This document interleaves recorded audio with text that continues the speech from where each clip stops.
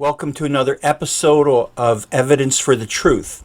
In this episode, Origin's host, Dr. Donn Chapman, welcomes geneticist and scientist Dr. Robert Carter for a discussion on races and human populations. See, the Bible claims that all people are descendants of Adam and Eve and also from Noah's 3 sons and daughter-in-laws. And is this really possible? How did we get to 8 or 9 billion people from just 6 people in just a few thousand years, according to the Bible? And where did all of the human races come from if we only started off with 2 people in the first place? Well, using the very latest information in the field of genetics, Dr. Carter shows that there is no such thing as races, but instead we are all part of the exact same one race, the human race, just as the Bible teaches. He then shows how the genetic information for all the world's skin colors was found in our original parents, and how they became different in different regions of the world. And his research proves that there is absolutely no reason or support for any idea of racism of anyone on the face of the earth. So join us as we really discover the amazing truths about race, skin color, and human populations. Bless you. The Bible claims all people are descendants of Adam and Eve, and also from Noah's 3 sons and daughters-in-law. Is this really possible? How do we get to 7 billion people from 6 people in just several thousand years? And where did all the human races come from if we started with 2 people? The answers are surprising. Coming up on today's edition of Origins, Races and Human Populations with Dr. Rob Carter.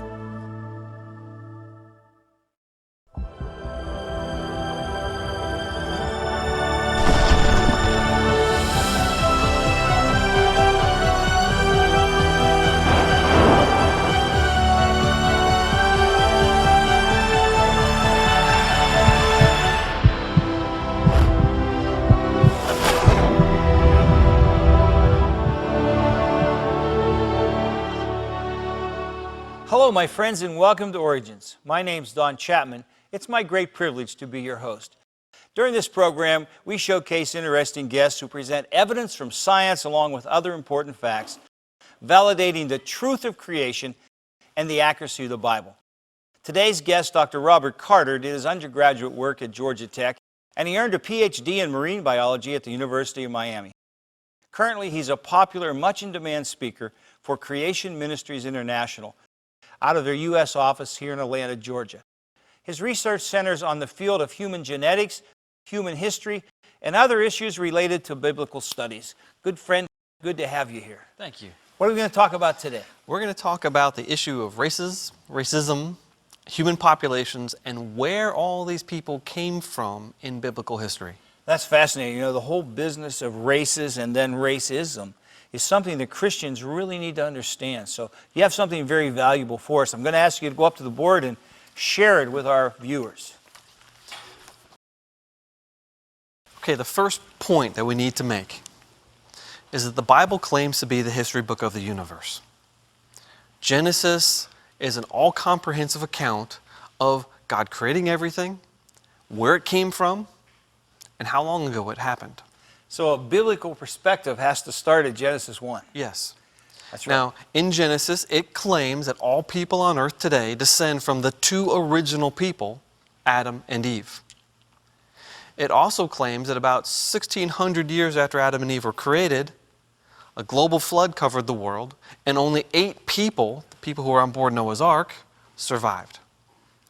The Bible also claims that a few generations after the flood, all people were dispersed from a central location called Babel.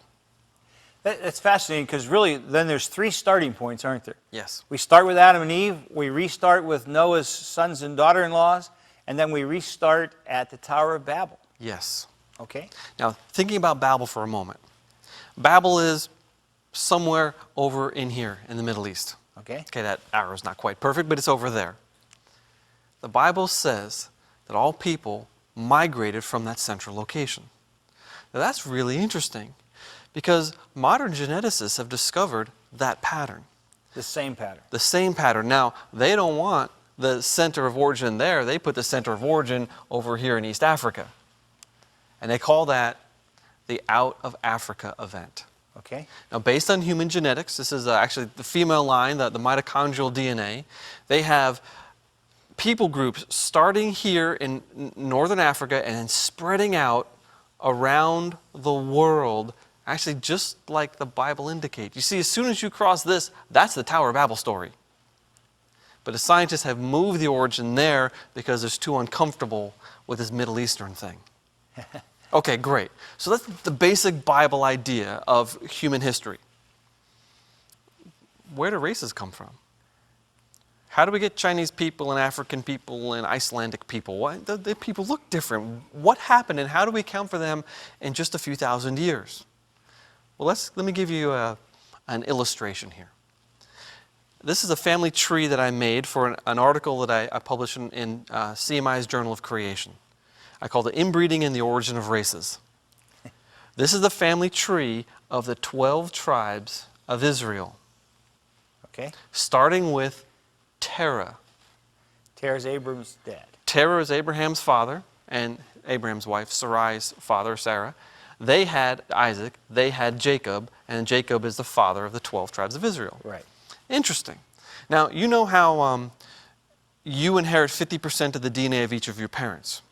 Yes. Well, that means you have 12.5% of each of your grandparents. And 6.25% from each of your great-grandparents, and then 3-ish% from your great-great-grandparents, and 1.5% from your great-great-great. So every generation you get less and less DNA from your ancestors. If this is 50%, and that's 25, and that's 12.5, these people should be in about the 6% range. About 6% of their DNA should have come from Terah. Okay. Except because there's so much inbreeding in this family. Ah. Because Abraham married his half-sister. Isaac genetically is identical to their brother. Wow. Ooh. But see, the Isaac then married his second cousin, and second cousin once removed Rebekah. But then Jacob married his cousins Rachel and Leah, who are much closer than cousins because they're all related in multiple different ways to Terah. And when you add up all the percent similarities here at the end, they're not between 1.6% identical and 6.3% identical. That's about the range it should be. They're actually 22%. That's a huge difference. So 22% of these 12 brothers, their DNA is identical to Terah's DNA. But not only that, a lot of this 22%, about half of it, they inherited the exact same 2 pieces of DNA. So if Terah had a stereotypical trait like curly hair or a big nose or he's really tall or something like that, there's a pretty good chance that that trait is found in 2 identical copies in all the brothers. So all of a sudden we're going to get racial features appearing very quickly. Because of the intermarriage. Because of intermarriage. And this is just one example from the Bible. Right. This is true of all of human populations throughout all of human history. So the different distinguishing factors pretty much come from pulling out of the same gene pool. Is that? Yes. Okay. And I mean, in human history, most people married someone who lived within about 10 or 12 miles from where they were born. Okay. That means you're marrying your cousin. Right. Or you're, again and again. And so this pattern is what we expect. That's very helpful to understand it. It isn't, most people, they don't think they would be inbred. Everyone's inbred. There was a geneticist that calculated that every English person living in England is at most 5th cousins from every other English person living in England. Wow. Woo! Okay. What we have here in this inbreeding scenario is called a genetic bottleneck. Imagine that this is a population of people. And the colors in here are all the different genes. Okay. Now let's say we reduce that population to only a few people. So we shake out a couple of marbles into this glass, and now we've only got a couple of colors there. We lost most of the genetics. And if this population starts to grow and grows enough to become a new large population, you can see we've lost most of the colors in that initial population. And a couple of mutations have occurred, so now we have a couple of new colors in there. But It sure is overwhelming two colors. Yes. A genetic bottleneck reduces genetic diversity. And this is what should have occurred as people spread out across the planet. Because they went in small people groups, which meant you're marrying someone closely related to you. Right. You're going to lose a lot of that. Now, this is something that I drew using a computer program a friend of mine wrote, and he published. It's a really interesting computer program. Instead of, this is genetic data, but instead of the letters A, T, G, and C, it uses colored pixels. Red, green, blue, and black. So those are the 4 letters in the genome. Okay. Each line is a person. So several hundred people in this chart, all the way down to here. Each line is a person, and each column is a letter in the genome.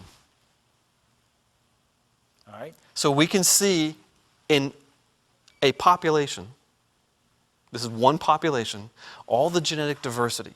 So like this letter right here is either a blue or a red. Blue, red, red, blue, red, blue, red, blue. That's A or G, or I think it's A and G. So that letter, you can see who carries what letter. Now the reason I'm showing you this is because we can compare 2 different populations. This is an African population. This is the Europeans. Help me to distinguish. What do you see? In the Well, Europeans, I see a lot more straight lines without Yes. dots in this one than I do Yes. in that one. You see the effects of a population bottleneck. Okay. The whole continent is actually founded by only a few people. Oh. And you can see this big block right here. Uh-huh. That chunk of DNA is also inherited by these people and by this person. That means they have the same ancestor. Okay. The DNA has been scrambled through the generations. They inherited this big chunk. But you see this right here? Straight lines. There is no diversity in that section. That happens to be one of the main genes for skin color. Oh. The reason why Europeans have light skin is because they lost all the genetic diversity in that gene that codes for other skin colors through inbreeding. Now that makes people uncomfortable. I'm not inbred. Yes, you are. And so is every person on this planet. The reason you have some stereotypical racial look is because you're inbred.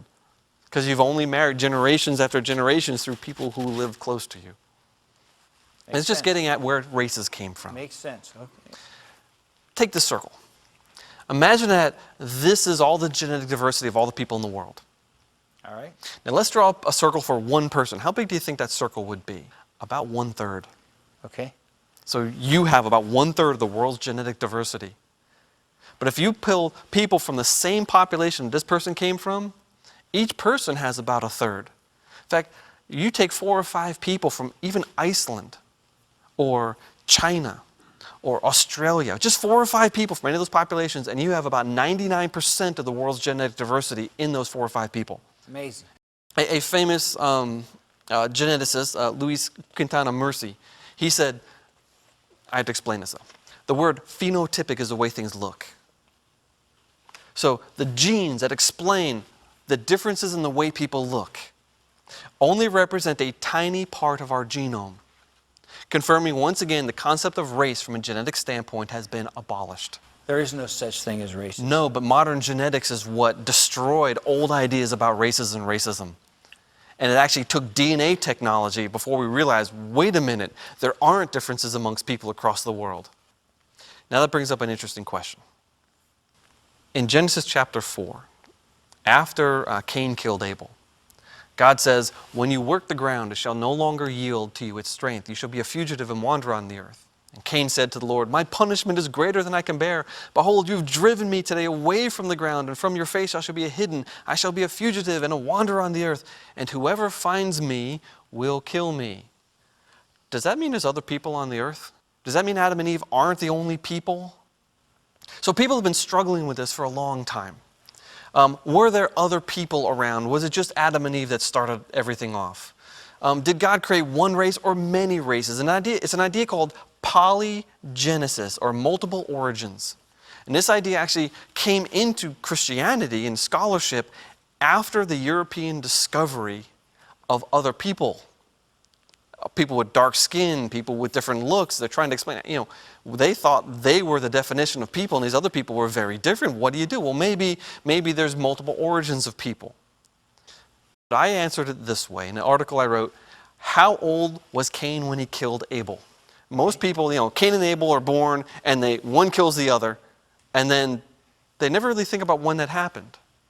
And I answer in the article that there is 130 years. Wow. Between creation and when their other brother, Seth, is born.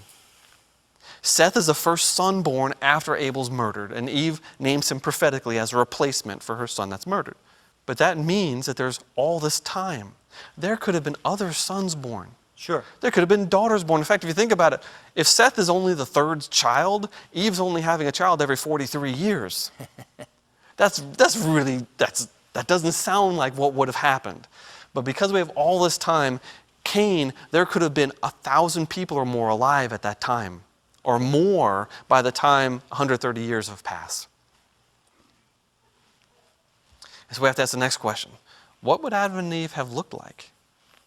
Would it have been white? Would it have been black? Would they have been somewhere in between? Actually, I believe that they would have been somewhere in between. Probably. I think this skin color, actually that place on the chart I showed you where there's no variation, that's a mutation. I have a broken gene. I can't produce melanin. I don't think they were white. Nor do I think that they were the darkest that people can be. And if we look at the distribution of skin color around the world, we see that, somewhere around where the Tower of Babel would have been, there's kind of a lot of middle-toned skin colors. My first approximation is they probably had middle-toned skin, and then add population bottlenecks and some mutations on top of that to the skin color genes, and it would not take long at all to get the different colorations of people that we see around the world. In fact, it would be easier to move both ways to darker and lighter from the middle. Yes. Than it would if you started at one end. It would happen more quickly, probably. Yes. There's another thing that floats around. I've heard it several times. Now, when I hear it now, I get really angry because it's biblically wrong. But there are people that believe that black people are dark because they were cursed by Noah. Noah got drunk, and when Noah awoke from his wine and knew what his youngest son, who had mocked him, had done to him, he said, "Cursed be Canaan, a servant of servants shall he be to his brothers." So there is a curse, but the curse isn't on Ham, it's on Canaan, Ham's son. And if we look at a family tree of the descendants of Noah, as Japheth, Shem, and Ham, we realize that Canaan, those are the Canaanites. Right. They lived in Canaan land. Right. That's now called Israel. Wow. In fact, most of Ham's descendants didn't live in Africa. They lived in the Middle East, they lived in Asia Minor. And this saying that the black people are dark because Ham was cursed is wrong biblically, it's wrong genetically, and no one actually should believe that. Boy, that's good to know because there's been a lot of hatred Yes. coupled into that misnomer. Yeah. Yes. And we talk about races. Man, there's some fascinating stuff. These two people are actually a model of Adam and Eve.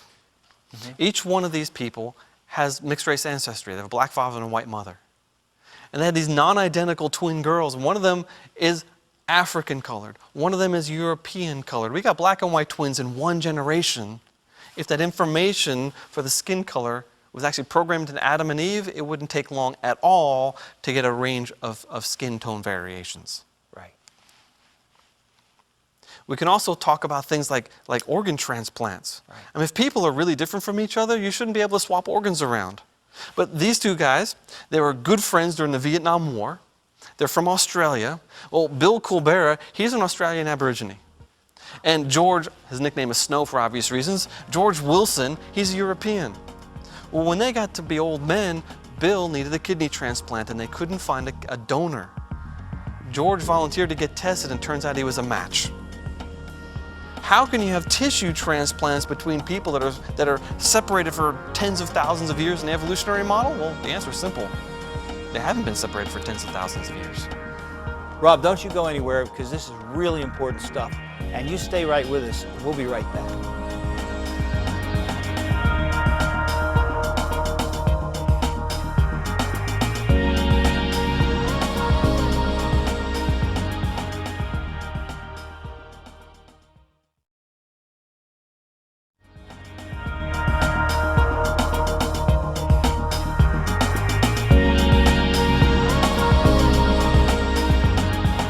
We are back on Origins with Dr. Robert Carter.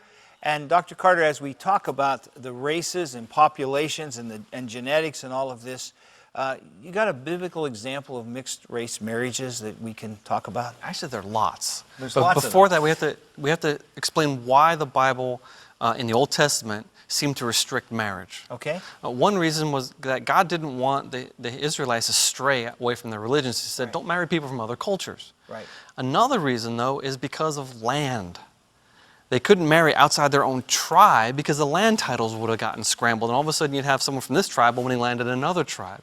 So So- kind of God's building parameters, first of all, because he doesn't want the faith, not the race, but the faith of the Yes. Israelite to be contaminated. Yes. And secondly, when they get in their tribes, legal issues. there's land issues. Yeah, that's Yeah. fascinating. But then when you actually look at the history given to us in the Old Testament, Abraham had servants from Egypt.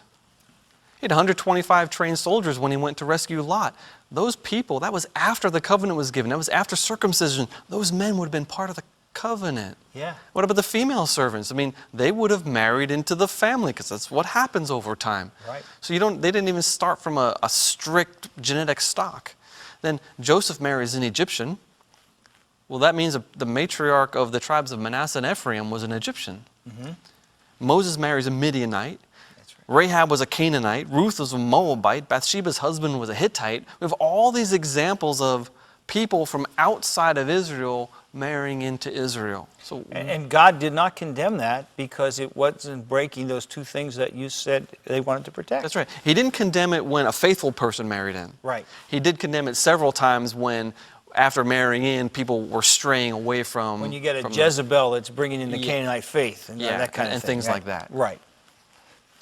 But look at the New Testament here, Colossians 3:11. Here there is not Greek and Jew, circumcised and uncircumcised, barbarian, Scythian, slave or free, but Christ is all and in all. See, in Christianity, there are no racial boundaries. Don't you love that? I absolutely love it. We're all family with God. Absolutely. And I think of all the thousands of white European missionaries who went to Africa in the 1800s and died there, trying to give the gospel to those poor, suffering people. Because they understood that verse. Because they understood that verse. We're all the same color in the blood of Jesus. Absolutely. Amen. And yet, in evolutionary history, Yeah. there's a sordid backstory here that most people aren't aware of. Charles Darwin specifically, he was the father of scientific racism. That was really popular in the 1800s and the first half of the 1900s before World War II, essentially. And he wrote some things in his particular book, The Descent of Man, in which he wrote in 1871. He said, at some future period, not very distant as measured by centuries, the civilized races of man, which he meant Europeans, will almost certainly exterminate and replace the savage races throughout the world, which he meant all the black and brown people. Right. Now, the Orientals, he actually had a hierarchy with Europeans at the top, and then the Orientals, and then brown people, and then black people. Right. But then he continues. He said, at the same time, the anthropological apes will no doubt be exterminated. The break between man and his nearest allies will then be wider, for it will intervene between man and a more civilized state, which he meant European, and some ape as low as a baboon, instead of now between the Negro or Australian and the gorilla. That just enrages me. That is so, first of all, totally not politically correct. Second of all, biblically nonsense, scientific nonsense, and thinking of the history of this race issue from the late 1800s until today is fueled by some of this. I mean, he essentially said that this is history now, and all the black people and all the great apes will be exterminated, so you have Europeans and gorillas, and that's good for evolutionary history. Yeah. That's a good thing, that we exterminate all of that. And this was played out, wasn't it? Oh, absolutely, it was played out. Yeah. You're talking about, like, World War II. Now, I know the Hitler analogy is used over much, but Adolf Hitler was absolutely applying Darwinian theory to the German population. And it wasn't just getting rid of the Jewish people. Oh, no. He applied it to the German people. He wanted to fight a war to kill off all the weak Germans so the German race would be stronger. Now, just think about, if we take the biblical approach here, There aren't a lot of differences between people. We saw that already. Yeah. But how far apart are people in time? Well, if we just assume a 30-year generation time, which is the human average today, and we calculate a biblical date for the flood of 4,500 years, well, 30 years per generation, there's only been about 150 generations in all of human history. Okay. That means that everyone across the planet is kissing cousins. And genetically, that's what we've discovered. We're much more similar than the geneticists had ever attempted to estimate. It's really funny how the modern genetics has brought all the similarity into a biblical model and invalidated all the evolutionary models for the first 100 years of evolutionary theory. Now, all that said, there's two important Bible verses to read. One is Romans 5:12. It says, therefore, just as sin came into the world through one man, and death through sin, and so death spread to all men because all sinned. This is telling us that all people today, the descendants of Adam, that one man, are suffering and dying because of the effects of sin. And that the effect of sin needs to be removed for us to be saved. Well, Isaiah 59:20 says, and a Redeemer will come to Zion. Now that word Redeemer, that's the same word used for Boaz in Ruth. He was the kinsman redeemer. He had to be related to the person that needed to be redeemed. Right. Well, the kinsman redeemer is Jesus. A kinsman redeemer will come to Zion, to those in Jacob who turn from transgression, declares the Lord. Well, you know what? All people are descended from Adam. Jesus had to be a descendant from Adam. That means that all people are related to Jesus. All people are related to the kinsman redeemer. That means that salvation knows no racial or national boundaries. Well, that's powerful. And I love a little phrase you said just a moment ago, that genetics has really proved the Bible model and has refuted the evolutionary model. I just wish we could get the word out. And you're doing all you can to do that. We appreciate it. You know, my friends, all of this is just to prove that it's God's view that He created you. And that should be your worldview too. See you again soon here on Origins. And until then, God bless you, my friend.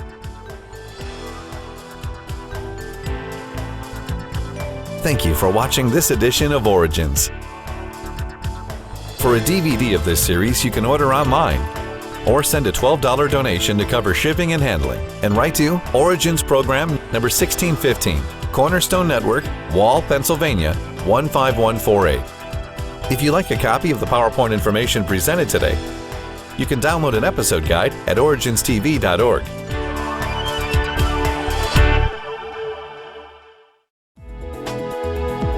Origins is made possible by the faithful prayers and financial support of you, our Cornerstone family.